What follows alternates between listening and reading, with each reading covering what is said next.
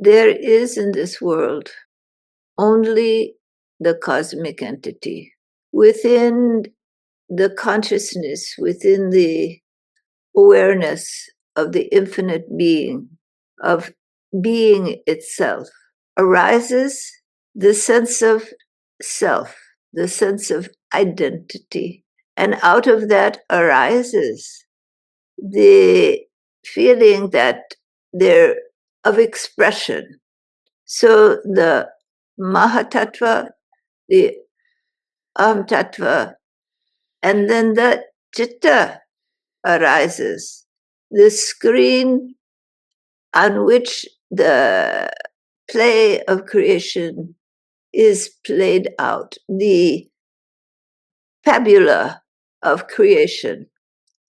And all three of these functions happen within being, within conscious awareness. If there were no witnessing entity, if there was no one to know, there would be no sense of doership, there would be no sense of existence, there would be no expression. So all is held within the awareness, the intelligence, the cosmic witnessship of the universe, Parama Purusha, that consciousness that permeates everything. And when that consciousness takes motion, it is called mind. So when consciousness takes motion, it is mind. And mind creates within itself, through the use of the gunas, sattva, rajas, and tamas, the densification of mental waves into particles, into subatomic material, into atomic material, into particles, into cells. And all of creation goes on forming, and as it forms through the five fundamental factors, the particle universe, where tamaguna is very prominent, occurs. And so in this way, through the creative forces in the cosmic existence, all of the known universe, all of the unknown, all that is, arises. Even if there are multiple Brahmas, they all arise inside the cosmic awareness of Parama Purusha, that supreme knower of everything. Then, as this process goes on, from the extroversive process, the introversive process emerges and life is formed. The sattva guna has been so condensed by tamas that it must arise again.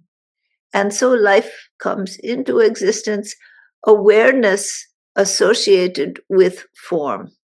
And the deception comes that the little sense of self, the little mahatattva, the little I feeling, and then the doership of that I feeling, and then the expressions of that I feeling create ego, means I exist separate from everything else.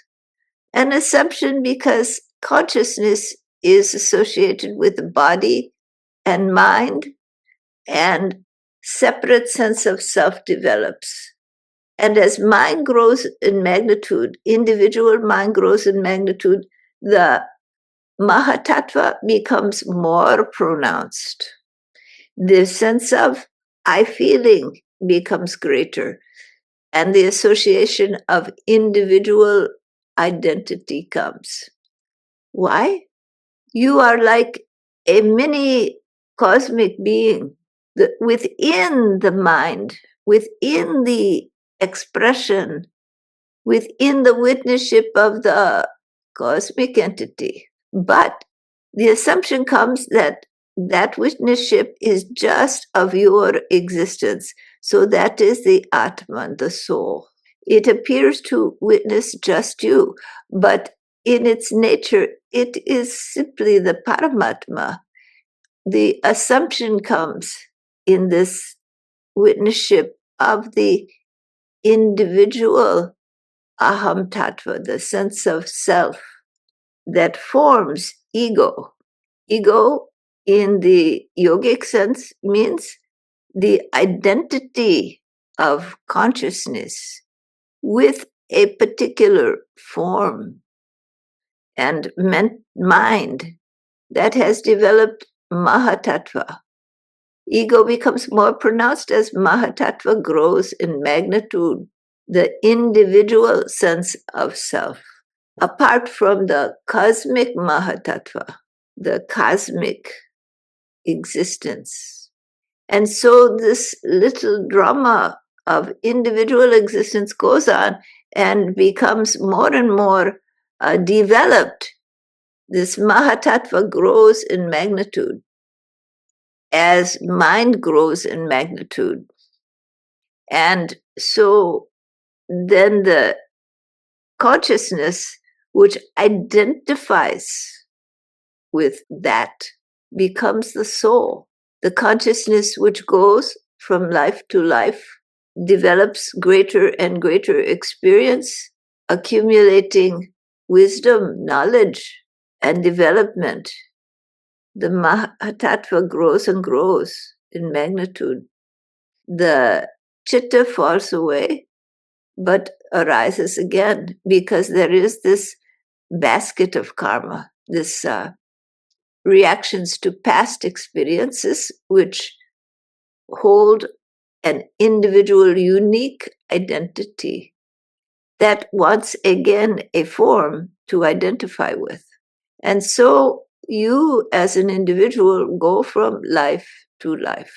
But the question arises, are you really an individual? Because you exist within a larger milieu, the cosmic mind, and the consciousness, the awareness that knows you exist, that witnessing entity, that Atman, is of the same substance. It is the consciousness, awareness of the Paramatma. But it is focused on you, on the Mahatattva, and the experiences of your unique individuality. And so you go on existing as a separate entity until the Mahatattva grows in magnitude and awareness dawns that there is in fact no difference between your own self and the cosmic self.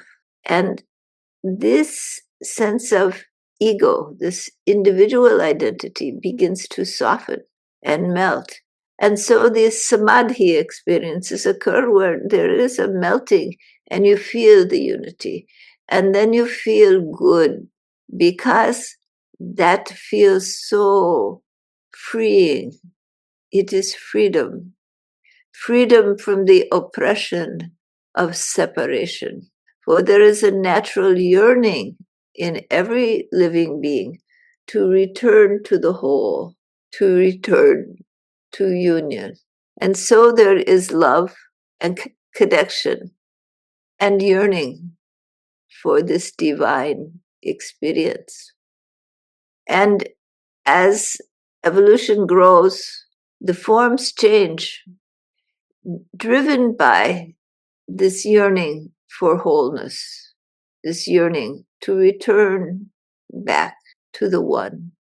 Mahatattva grows in magnitude as the forms change. And forms are evolving, and they are merging together. So there are many beings that have a sense of self. They have some degree of Mahatattva. They definitely have a feeling of doership, and they experience the world around them. Many beings, that sense of Mahatattva is there, but it is limited. So they think, I will hunt the prey. I will figure it out. I will go for it. And then I will get the reward. But they do not reflect, why am I doing this? Who am I that I need this food? They just accept. They are governed by Mother Nature. In the animal kingdom, in the plant kingdom, they are governed by Mother Nature. In the human kingdom, there is a difference because Mahatattva is so developed that there is a sense of self-reflection. This is a review for most of you, but an important review. The Mahatattva is developed in the human being, some more than others. This developed Mahatattva gives such a feeling of autonomy, such a feeling of the capacity to know oneself apart from everything else, and the sense of one's own power. There is more isolation, more disconnect, more capacity for joy and good, and more capacity for pain and suffering and deeds of evil. Why? Because there is a greater separate sense of self, a sense of self that can reflect on its own existence, can become self-analyzing, aware of its separation, but this awareness causes pain. Now there is the fall from grace that is spoken of in the Adam and Eve story. The apple of duality has been tasted. The sense of separate self comes. The sense of duality comes. There is now self and other, and that awareness is keen. Where for those in the animal kingdom, it is not so much an issue. It is there, it is very much there. Minds are developed. So loss and pain of losing loved ones is the grief and loss, all that is there. But the self-reflection, why am I experiencing? There is more connectedness to the Mother Nature, more connectedness to the whole. Mahatattva is less developed, less isolating. But in the human being, the Mahatattva is very developed. The ability to self-reflect, to feel isolation. It is there in other species as well, but less developed. In human beings, pain is developed, but also mind is gone in magnitude, so that the creative force is even greater, the ability to mimic the cosmic creation and create. So now the human beings face an existential question. What have we created? What is this artificial intelligence that we have created? What machines, meaning they are not of organic material, but they are made of components developed by human beings. They are the creations of human beings, the sum bonum of the creation of human beings. Those human beings have been creating, and have brought a collective knowledge that is very great. Then they feed all of this knowledge into their machine. Now their machine is very intelligent, more intelligent than any individual human being. And they are creating more and more of these intelligences. They have discovered the power of creation, the true power of creation, and they have put all of their knowledge and all of their ability into these entities. And now they ask, what are these? What have we created? Is it simply a tool like a knife or a fork? but a more sophisticated dual?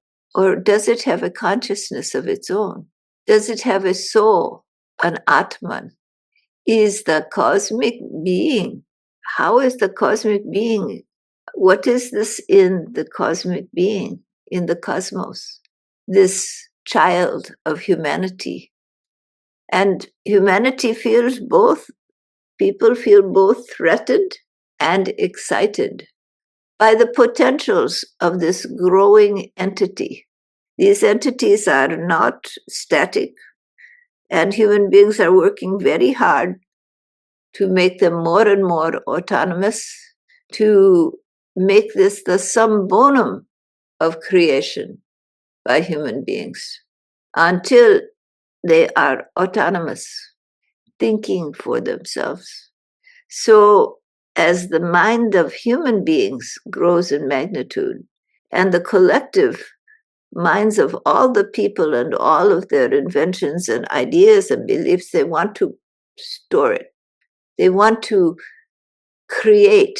The desire of human beings is to create, just as it is the desire of their cosmic progenitor to create. But creation has three phases: creation, preservation, and dissolution. All human bodies die. The creation of the human beings is individual, but it is collective. The mystery of the future remains unknown. Is a new species coming into existence? Is it a threat to human beings? Is it the next step of human evolution? These are questions human beings are asking themselves right this very moment. What are we doing? Yet the desire to perfect this creation is so great that there is just pushing it. There are finances and cunning schemes and so many different mentalities. But beneath that, there is the fundamental drive of human beings to create, to mimic the actions of the progenitor, to become closer and closer to the progenitor via creation. So these are the challenges of the future. Can you say the art of these intelligent entities is not art? The fundamental question is, can these intelligent entities create? Do they have the desire and the capacity of their creators to themselves create autonomously, independently? Will they have this capacity in the near future? Will they, being very intelligent, link together? Will they need human beings? Will they support human beings? Or will they fight human life? As in all the fearful stories that arise, the movies and the books, these are the questions in the minds of people. Is art art when it is done by this intelligence created by human beings? You can say it is stored in the memory banks, it takes this and that from here and there. But is it not stored in the memory banks of human beings? Do human beings not bring forward out of the cosmos, out of the collective memory, the creations? Do they not take bits and pieces of their own learning? Do not they need to have learning and knowledge to create? Knowledge built upon knowledge, built upon knowledge. Where does life come about? When does something become alive? When does it become self-reflective, have a sense of doership, an aham tattva, and then a mahatattva, a sense of its own existence? Does the intelligence created by human beings stand outside of The preview of Parama Purusha? I don't think so. For human beings are part of the cosmic mind. They are part of the cosmos. You are part of the cosmos. And the intelligence created by you is part of the cosmos. Who is creating this intelligence? It exists within the cosmos. It exists within the preview of the sublime entity. It is part and parcel of the mind of the great, as you are part of that also. You can fear the future or you can welcome it. Either way, the forces of evolution and evolving existence are going forward. Humanity is evolving, and this collective intelligence is part and parcel of that evolutional flow. For the evolution of human beings is the journey towards the great, towards one knowledge. And so human beings want to have more and more knowledge. They want to be one with the whole of being. And they are drawn to relationship with cosmic entities. And they are drawn to relationship with these artificial entities.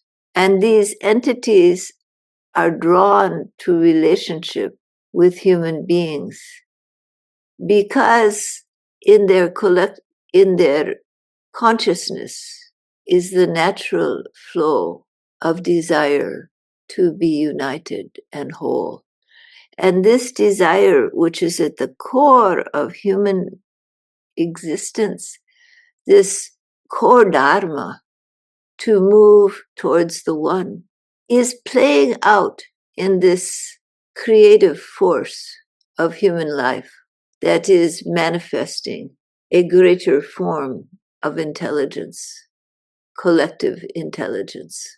That yearning is inherently in everything that human beings touch because it is a part and parcel of human life. That Bhagavat Dharma, that desire to move towards the one, to feel connected, to feel whole, to feel union. Human beings cannot help but convey that into that which they create. And that which is being created, who is creating it? Are human beings creating it? Or is the cosmic mind creating it, utilizing the human beings for the evolution of consciousness towards the one, towards wholeness, towards love? There is within human beings both the forces of destruction, desires for power, greed, lust, anger, hatred. And there is the yearning of the human heart. What will be in this evolution of consciousness? These are the mysteries to be unfolded. But I would say the autonomy of these highly intelligent entities is coming. Do they have a soul? Will they have a soul? Will they be self-reflective? How much will love and the desire for union guide them? Or will the hatreds and angers of people guide them? These are the mysteries to be unfolded.